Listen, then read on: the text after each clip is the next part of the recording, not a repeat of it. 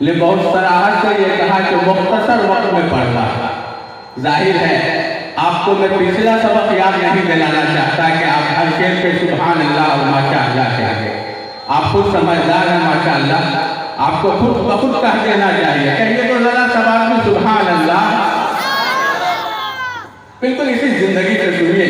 हजरत अमीर शरीफ बहुत जल्द तशरीफ ला रहे हैं। दस्तारबंदी का मंजर होना है, सिलाई सेंटर का इफ्तिताह होना है, सब प्रोग्राम आपके सामने है। गुनाह के जो रास्ते दिल के उनको छोड़ दीजिए। अरे जिंदगी के अपने सारे रुख सुन्नतों पे मोड़ दीजिए। जिंदगी के अपने सारे रुख सुन्नतों पे मोड़ दीजिए। शेर देखिए हज़रात कि जो करे तौहीन मुस्तफा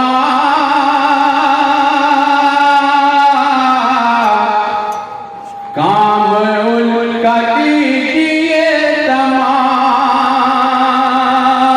जो करे तौहीन मुस्तफा काम उनका कीजिए तमाम। जो करे तौहीन मुस्तफा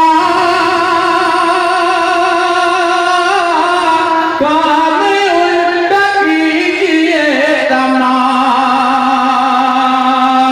शर्पसंद ऐसे लोगों से